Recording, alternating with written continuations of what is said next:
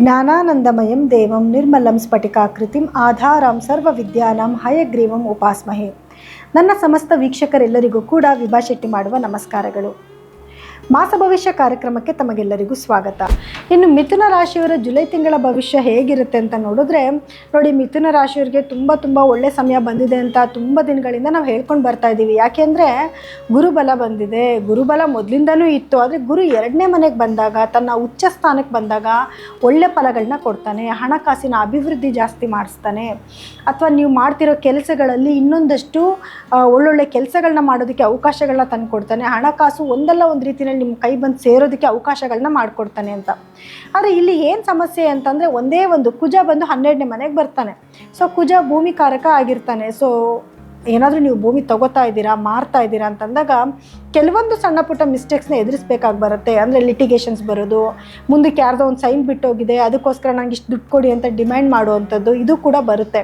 ಯಾಕಂದರೆ ನಿಮಗೆ ನೋಡಿ, 11ನೇ ಮನೇಲಿದ್ದಾಗ ಒಳ್ಳೆ ಲಾಭ ನೋಡಿದ್ರಿ, ಆವಾಗ ಒಳ್ಳೊಳ್ಳೆ ಜಾಗಗಳು ತೊಗೊಳ್ಳೋದು, ವ್ಯಾಪಾರ ಮಾಡೋದು ಎಲ್ಲ ಮಾಡಿದ್ರಿ. ಕೆಲವ್ರು ಏನು ಮಾಡಿರ್ತೀರಾ, ಕೆಲವೊಂದು ಅಡ್ವಾನ್ಸ್ ಮಾಡಿ ಬಿಟ್ಕೊಂಡಿರ್ತೀರ. ಇವಾಗೇನೋ ರಿಜಿಸ್ಟ್ರೇಷನ್ ಟೈಮಿಗೆ ಬಂದಿದೆ, ಇವಾಗ ನಿಮ್ಗೆ ಏನಾದರೂ ಅದರಲ್ಲಿ ತಗರಾಳುಗಳು ಬರುವಂಥ ಸಾಧ್ಯತೆಗಳಿರುತ್ತೆ.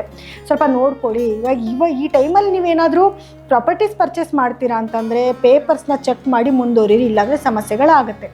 2ನೇ ಮಿಸ್ಟೇಕ್ಸ್ ಏನಾಗ್ಬೋದು, 2ನೇ ತೊಂದರೆ ಏನಾಗ್ಬೋದು ಅಂತ ನೋಡಿದ್ರೆ, ಆಕ್ಸಿಡೆಂಟ್ಗಳಾಗುವಂಥದ್ದು, ಮೈನಲ್ಲಿ ರಕ್ತ ಹರಿಯುವಂಥ ಸಾಧ್ಯತೆಗಳಿರುತ್ತೆ. ಗಾಡಿಗಳು ಓಡಿಸ್ಬೇಕಂದ್ರೆ, ಕಾರ್ ಆಗಿರ್ಬೋದು, 2 ವೀಲರ್ ಆಗಿರ್ಬೋದು, ಓಡಿಸ್ತಾ ಇದ್ದೀರಾ ಅಂತಂದಾಗ ಸ್ವಲ್ಪ ಕೇರ್ಫುಲ್ಲಾಗಿರಬೇಕು.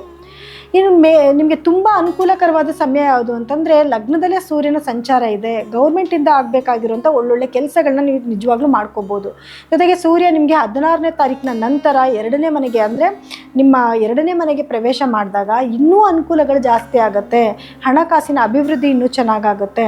ಜೊತೆಗೆ ಗೌರ್ಮೆಂಟಿಂದ ಆಗಬೇಕಾಗಿರುವಂಥ ಕೆಲಸಗಳು ಸರಾಗವಾಗಿ ಆಗುತ್ತೆ.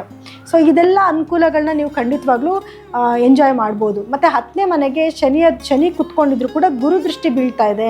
ಇದರಿಂದ ಏನಾಗುತ್ತೆ ಅಂತಂದರೆ, ಕೆಲಸದಲ್ಲಿ ಅಭಿವೃದ್ಧಿ. ನೀವೇನಾದರೂ ಬಿಸ್ನೆಸ್ ಮಾಡ್ತಾ ಇದ್ದೀರಾ ಅಂತಂದರೆ, ಇಷ್ಟು ದಿವಸ ಏನಾಗ್ತಿತ್ತು, ಶನಿ ಕುತ್ಕೊಂಡಿರೋದ್ರಿಂದ ಸ್ವಲ್ಪ ನಿಧಾನ ಆಗ್ತಾಯಿತ್ತು. ಇವತ್ತಾಗೋ ಕೆಲಸ ನಾಳೆ ಆಗೋದು, ನಾಡಿದ್ದಾಗೋದು, ಈ ರೀತಿ ಮುಂದಕ್ಕೆ ಹೋಗ್ತಾಯಿತ್ತು. ಆದರೆ ಇವಾಗ ಗುರುದೃಷ್ಟಿ ಕೂಡ ಬೀಳ್ತಾ ಇರೋದ್ರಿಂದ ಕೆಲಸಗಳು ಸ್ವಲ್ಪ ಬೇಗ ಆಗುತ್ತೆ. ಒಳ್ಳೊಳ್ಳೆ ಅವಕಾಶಗಳು ನಿಮ್ಮನ್ನು ಹುಡ್ಕೊಂಡು ಬರುತ್ತೆ. ಆ ಕೆಲಸಗಳನ್ನ ನೀವು ಮಾಡಬೇಕು ಅಂತ ಪ್ರಯತ್ನ ಪಟ್ಟಾಗೂ ಕೂಡ ಸುಮ್ಮನೆ ಒಂದು ಸತಿ ಹೋಗಿ ಕುತ್ಕೊಂಡು ಮಾತಾಡಿದ ತಕ್ಷಣ ಆ ಕೆಲಸಗಳು ನಿಮಗೆ ಸಕ್ಸಸ್ ಕೂಡ ಆಗುತ್ತೆ. ಅದೇ ರೀತಿಯಲ್ಲಿ ನಿಮಗೆ 9ನೇ ಮನೇಲಿ ರಾಹು ಕುತ್ಕೊಂಡಿರೋದ್ರಿಂದ ಫಾರಿನ್ ಆಪರ್ಚುನಿಟೀಸ್ ತೊಗೊಂಡು ಬಂದು ಕೊಡುವಂಥದ್ದು, ಬೇರೆ ದೇಶಕ್ಕೆ ಹೋಗುವಂಥ ಅವಕಾಶಗಳು ನಿಮಗೆ ಸಿಗುವಂಥದ್ದು, ಸುಮ್ಮನೆ ಟ್ರಿಪ್ ಮಾಡಬೇಕು ಅಂತಲೂ ಕೂಡ ನೀವು ಟ್ರಾವೆಲ್ ಮಾಡ್ಬೋದು. ಗುರುಬಲ ಬಂದಿದೆ, ಒಳ್ಳೊಳ್ಳೆ ಕೆಲಸ ಮಾಡ್ತಿದ್ದೀರಾ, ಸಂಪಾದನೆ ತುಂಬ ಚೆನ್ನಾಗಿ ಆಗ್ತಾ ಇದೆ. ಸೊ ಈ ಎಲ್ಲ ರೀತಿಯೂ ಎಂಜಾಯ್ ಮಾಡಬೇಕು ಅಂತಲೂ ಕೂಡ ನೀವು ಆಲೋಚನೆ ಮಾಡ್ತೀರಾ. ಆದರೆ ಇಷ್ಟು ದಿವಸ ಕೆಲವೊಂದು ಸತಿ ನಿಮಗೆ ಆರೋಗ್ಯ ಸಮಸ್ಯೆಗಳು ಕೂಡ ಬಂದಿತ್ತು. ಆದರೆ ಇವಾಗ ಗುರು ದೃಷ್ಟಿ ನಿಮಗೆ 8ನೇ ಮನೆ ಮೇಲೆ ಕೂಡ ಬೀಳ್ತಾ ಇರೋದ್ರಿಂದ ಇಷ್ಟು ದಿವಸ ಏನು ನಿಮ್ಗೆ ಆರೋಗ್ಯ ಸಮಸ್ಯೆಗಳಿತ್ತು ಅದೆಲ್ಲದಕ್ಕೂ ಕೂಡ ಸೊಲ್ಯೂಷನ್ ಸಿಕ್ಕುತ್ತೆ. ಅಂದರೆ ಒಳ್ಳೆ ಡಾಕ್ಟರ್ ಸಿಗೋದಾಗಿರ್ಬೋದು, ಅಥವಾ ಒಳ್ಳೆ ಮೆಡಿಸಿನ್ ಸಿಗೋದಾಗಿರ್ಬೋದು, ಅಥವಾ ಇದ್ದಂಥ ಕಾಯಿಲೆಗಳು ನಿಧಾನವಾಗಿ ಕ್ರಮೇಣವಾಗಿ ಅದು ಕಮ್ಮಿ ಆಗೋದಾಗಿರ್ಬೋದು. ಈ ಎಲ್ಲ ಫಲಗಳನ್ನು ಕೂಡ ನೀವು ಅನುಭವಿಸ್ಬೋದು. 6ನೇ ಮನೆಗೂ ಕೂಡ ಗುರುದೃಷ್ಟಿ ಇರೋದ್ರಿಂದ ಕೆಲಸದಲ್ಲಿ ಯಾರೆಲ್ಲ ಮಿಥುನ ರಾಶಿಯವರಿದ್ದೀರಾ ಅವರ ಕೆಲಸದಲ್ಲಿ ಕೂಡ ಏನು ಪ್ರಮೋಷನ್ ಸಿಗೋದಾಗಿರ್ಬೋದು, ಅಥವಾ ನೀವು ಮಾಡ್ತಿರೋ ಕೆಲಸ ಮೇಲಧಿಕಾರಿಗಳು ಗುರುತಿಸಿ ನಿಮ್ಗೆ ಏನಾದರೂ ಒಂದು ಸ್ಯಾಲ್ರಿನಲ್ಲಿ ಹೈಕ್ ಮಾಡೋದು, ಅಥವಾ ಒಳ್ಳೆ ಜಾಗಕ್ಕೆ ನಿಮ್ಮನ್ನು ಟ್ರಾನ್ಸ್ಫರ್ ಮಾಡೋದು, ಈ ಎಲ್ಲನೂ ಕೂಡ ನೀವು ನಿರೀಕ್ಷೆ ಮಾಡಬಹುದು. ಒಂದೇ ಒಂದು ಏನಂತಂದರೆ, 3ನೇ ಮನೆಯಲ್ಲಿ ಶುಕ್ರನ ಜೊತೆ ಕೇತು ಕೂತ್ಕೊಂಡಿದ್ದಾನೆ. ಸೊ ಅಲ್ಲಿ ಏನಂತಂದರೆ, ಮಾತಾಡಬೇಕಾದ್ರೆ ಸ್ವಲ್ಪ ಕೇರ್ಫುಲ್ಲಾಗಿರಬೇಕು. ನೀವೇನು ಮಾಡ್ತೀರಾ, ಈಗೆಲ್ಲ ಟೈಮ್ ಚೆನ್ನಾಗಿದೆ, ಏನೋ ಒಂದು ಆಪರ್ಚುನಿಟೀಸ್ ಬರ್ತಾ ಇದೆ, ಕೆಲವ್ರ ಹತ್ರ ನಿಷ್ಠುರವಾಗಿ ಮಾತಾಡ್ಬಿಡೋದು, ಕಡ್ಡಿ 2 ತುಂಡಾದಂಗೆ ಮಾತಾಡ್ಬಿಡೋದು, ಅದರಿಂದ ಇನ್ನೂ ಒಳ್ಳೆ ಆಪರ್ಚುನಿಟೀಸ್ ಬರೋದು ಕೂಡ ಮಿಸ್ ಆಗೋ ಚಾನ್ಸಸ್ ಇರುತ್ತೆ. ಸ್ವಲ್ಪ ಕೇರ್ಫುಲ್ಲಾಗಿ ಮಾತಾಡಿ. ಮೇಜರಾಗಿ ಆರೋಗ್ಯ ಸಮಸ್ಯೆ ಏನಾದ್ರು ಬರ್ಬೋದಾ ಅಂತ ನೋಡೋಕ್ಕೆ ಬಂದಾಗ, ಏನಾದರೂ ಯೂಟ್ರಸ್ ಪ್ರಾಬ್ಲಮ್ ಬರುವಂಥದ್ದು ಅಥವಾ ಗುಪ್ತಾಂಗಗಳಲ್ಲಿ ಸಮಸ್ಯೆ ಬರೋ ಚಾನ್ಸಸ್ ಇರುತ್ತೆ. ಆದರೂ 8ನೇ ಮನೆ ಗುರುದೃಷ್ಟಿ ಬೀಳ್ತಾ ಇರೋದ್ರಿಂದ ಯಾವುದೇ ರೀತಿಯಾದ ಮೇಜರ್ ಪ್ರಾಬ್ಲಮ್ಸ್ ಆಗೋದಿಲ್ಲ. ಅದ್ರ ಬಗ್ಗೆ ನೀವು ಆಲೋಚನೆ ಮಾಡೋಂಗೇ ಇಲ್ಲ. ಪರಿಹಾರ ಏನು ಮಾಡ್ಕೋಬೇಕು, ಆಲ್ಮೋಸ್ಟ್ ಎಲ್ಲ ಚೆನ್ನಾಗಿದೆ ಟೈಮು, ಸಣ್ಣ ಪುಟ್ಟ ತೊಂದರೆಗಳು ಮಾತ್ರ ಇರೋದು. ಏನು ಪರಿಹಾರ ಮಾಡ್ಕೊಬೇಕು ಅಂತಂದರೆ, ಮೊದಲನೇದಾಗಿ ಕುಜನಿಗೆ ಪರಿಹಾರ ಮಾಡ್ಕೋಬೇಕಾಗತ್ತೆ.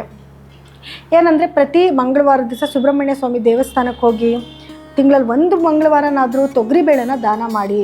ಮತ್ತು ಮನೇಲಿ ಯಾವಾಗಲೂ ಕೂಡ ಸುಬ್ರಹ್ಮಣ್ಯ ಅಷ್ಟೋತ್ರಗಳನ್ನ ಕೇಳುವಂಥದ್ದು, ಹೇಳ್ಕೊಳ್ಳೋವಂಥದ್ದನ್ನ ಮಾಡ್ಕೊಳ್ಳಿ.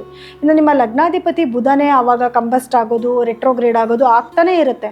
ಸೊ ಪ್ರತಿದಿನವೂ ಕೂಡ ವಿಷ್ಣು ಸಹಸ್ರನಾಮ ಕೇಳಿ, ತಿಂಗಳಲ್ಲಿ 1 ಬುಧವಾರನಾದರೂ ಹೆಸರು ಕಾಳನ್ನ ಡೊನೇಟ್ ಮಾಡಿ. ಇದು ಎರಡನ್ನ ಮಾಡಿಕೊಂಡ್ರೆ ಸಾಕು. ಸಣ್ಣ ಪುಟ್ಟ ಮಿಸ್ಟೇಕ್ಸ್ ಬಂದರೂ ಕೂಡ ಅದರಿಂದ ನೀವು ಏನೋ ಈಚೆ ಬರ್ಬೋದು. ನೋಡಿ, ಇಲ್ಲಿವರೆಗೂ ಕೂಡ ರಾಶಿಗಳ ಒಂದು ಭವಿಷ್ಯ ಹೇಗಿರುತ್ತೆ, ಕೆಲವೊಂದು ಏಳು ಬೀಳು ಎಲ್ಲನೂ ಕೂಡ ನೀವು ಕೇಳಿಸ್ಕೊಂಡ್ರಿ. ಆದರೆ ನಿಮ್ಮ ವೈಯಕ್ತಿಕ ಜಾತಕನೂ ಒಮ್ಮೆ ಪರೀಕ್ಷೆ ಮಾಡಿಸ್ಕೊಳ್ಳೋದು ತುಂಬ ಮುಖ್ಯ ಆಗಿರುತ್ತೆ. ಯಾಕೆ ಅಂತಂದರೆ, ನಿಮಗೆ ನಡೀತಿರುವಂತಹ ದಶಾ ಭುಕ್ತಿಗಳ ಆಧಾರದ ಮೇಲೆ, ಜೊತೆಗೆ ಗ್ರಹಗಳ ಅಲೈನ್ಮೆಂಟ್ ಅಂದರೆ ನಿಮ್ಮ ಜಾತಕದಲ್ಲಿ ಗ್ರಹಗಳು ಎಲ್ಲೆಲ್ಲಿ ಕೂತ್ಕೊಂಡಿದ್ದಾವೆ ಅನ್ನೋದ್ರ ಮೇಲೆ ಫಲಗಳಲ್ಲಿ ವ್ಯತ್ಯಾಸ ಆಗುತ್ತೆ. ಸೊ ಹಾಗಾಗಿ ನಿಮ್ಮ ವೈಯಕ್ತಿಕ ಜಾತಕನ ಒಮ್ಮೆ ತೋರಿಸ್ಕೊಂಡು ಅದಕ್ಕೆ ತಕ್ಕ ಪರಿಹಾರಗಳನ್ನ ಮಾಡ್ಕೊಳ್ಳೋದು ತುಂಬ ಮುಖ್ಯ ಆಗಿರುತ್ತೆ. ನೀವು ನಮ್ಮಲ್ಲೇನಾದರೂ ನಿಮ್ಮ ವೈಯಕ್ತಿಕ ಜಾತಕನ ತೋರಿಸ್ಕೊಬೇಕು ಅಂದ್ಕೊಂಡಿದ್ರೆ ಕೆಳಗಡೆ ಸ್ಕ್ರೋಲ್ ಆಗ್ತಿರುವಂತಹ ನಮ್ಮ ನಂಬರ್ಗೆ ಕರೆ ಮಾಡಿ ನಿಮ್ಮ ಅಪಾಯಿಂಟ್ಮೆಂಟ್ನ ಫಿಕ್ಸ್ ಮಾಡ್ಕೋಬೋದು. ಸೊ ಎಲ್ಲರಿಗೂ ಕೂಡ ನನ್ನ ನಮಸ್ಕಾರಗಳು.